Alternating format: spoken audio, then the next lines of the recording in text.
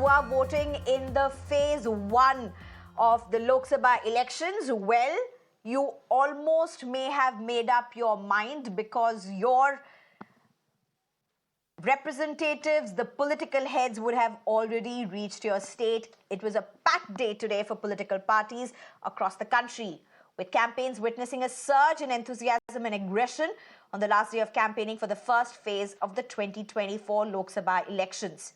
The first phase of the Lok Sabha poll is set to take place on April 19th, and the parties will have to observe silence leading into the polls, which means essentially that you cannot go around indulging in anything that may directly promote your candidature or your party. Prime Minister Narendra Modi had 2 election rallies scheduled today. Defence Minister Rajnath Singh had 3 public meetings. The opposition also wasn't left behind. Rahul Gandhi, Akhilesh Yadav kicking the day off with their joint press conferences, their first of the kinds, before diverging for their respective election rallies. Priyanka Gandhi Vadra was also busy with her election duties in Uttar Pradesh's Saharanpur.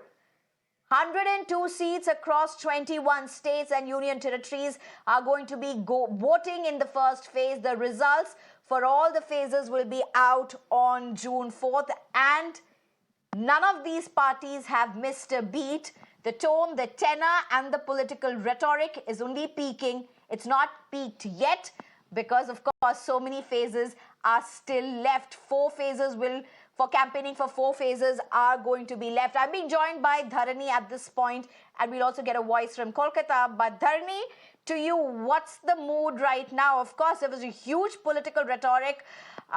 Chief Minister Stalin hitting out at Prime Minister hitting out at Chief Minister Stalin. But tell us the mood around you, Dharani. What is it like? I'm sure you will be excited, but are people around you excited?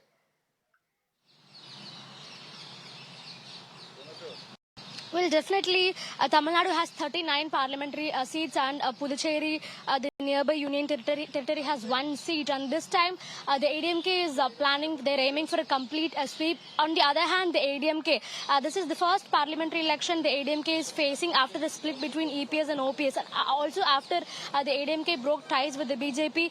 So, Edappadi Palaniswamy is facing a litmus test at the moment. He has to prove his strength by at least winning a few seats. The ADMK is aiming to win at least a few seats so that they can prove their strength as the main opposition party here in Tamil Nadu. And we also know for a fact that the BJP has been trying to make inroads into Tamil Nadu.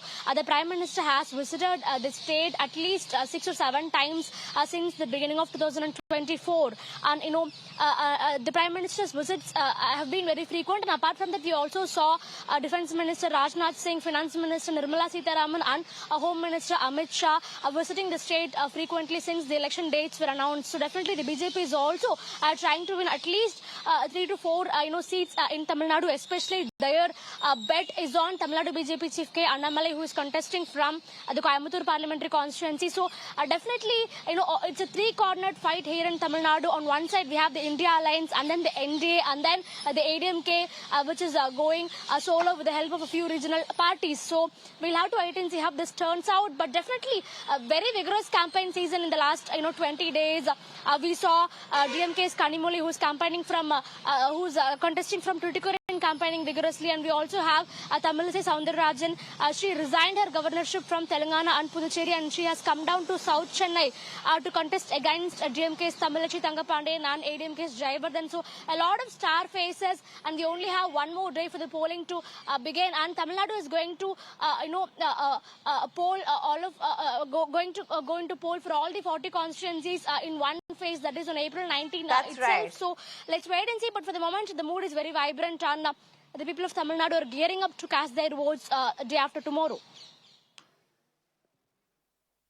Right, Dharani, you said it absolutely right. In fact, Tamil Nadu is the biggest state among the states that's going to be polling. But when I talk about the biggest states, I really mean 39 seats that are up for grabs.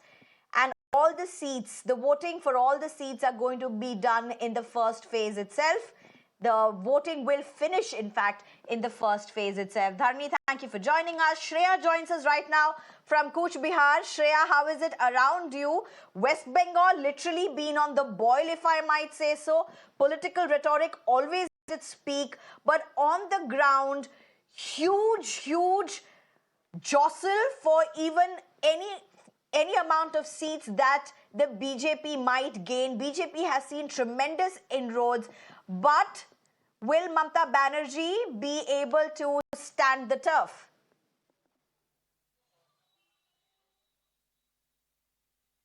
Well, like you mentioned, right now I am in Cooch Behar in North Bengal. Now remember, on 19, that is the first phase of voting, 3 seats from North Bengal will go to polling: Cooch Behar, Alipurduar and Jalpaiguri. It is very interesting to note that all these 3 seats were owned by BJP in the last election. TMC is yet to win this seat. Last time BJP registered win. Now remember, we are in Cooch Behar, which is Nishit Pramanik's, BJP's Nishit Pramanik's stronghold. He is the BJP MP from Cooch Behar, presenting in the parliament.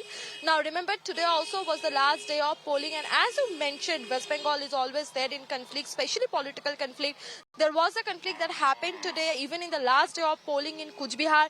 TMC alleged that while they were campaigning today in Bhetaguri market area, that is the time when some BJP miscreant came out to lodge attack on them. Now 2 of them have been seriously injured, they say, and have been admitted to the hospital. They have also come out to show agitation in front of Dinhata police station. We're at the spot right now. So of course, as today was the last day of campaigning. After 5 p.m. there has to be no campaigning today, and we also saw a BJP versus TMC today in the state. In fact, while you're talking about this, Shreya, it's also important, and would you bring this in perspective for our viewers? Cooch Behar has quite a few of sensitive areas, sensitive zones, constituencies that have been marked by the ECI. Could you take us through this, since you are in Cooch Behar particularly? And it's not just a constituency, in fact, it's the booths, sensitive booths that have been marked by ECI. Of course, we have to understand first of all that Cooch Behar is a seat reserved for the SC community. It's a SC reserved seat. Now remember, it is popularly believed that whosoever gains the confidence of Rajbanshi community win in this seat, because this seat, at least 53% vote comes from the SC community, among the SC community itself, the highest voter is the Rajbanshi community. So it is popularly believed whosoever gets the Rajbanshi vote comes to power in Cooch Behar. Now we see this time TMC have fielded Jagdish Basunia, a very popular Rajbanshi face of Trinamool Congress, against BJP's Nishit Pramanik, who have registered a win last time as well. Now what is going to happen in this seat, we will have to see on June 4. But remember, as far as Cooch Behar is concerned, of course, some of the booths in Cooch Behar is very sensitive. We also see that a number of paramilitary forces has been deployed here to maintain peace and to provide fair election. During the election, we have also seen Chief Minister Mamata Banerjee coming here and talking about the law and order situation in ground, because we have seen previously also violent clashes between the TMC and the BJP, the supporters of Nishit Pramanik and Udayan Guha. So of course, when it comes to politics, when it comes to polling, we know that Cooch Behar is a place which has a history of poll violence. Right. Thank you very much, Shreya, for joining us with those perspectives. Our reporters on the ground bringing you what the elections mean, at least in the first phase. We've got the case studies from 2 states in particular, from the south and the east. Our focus will continue over the next several days, for that matter, as we bring you ground voices right amid the elections. Moving on.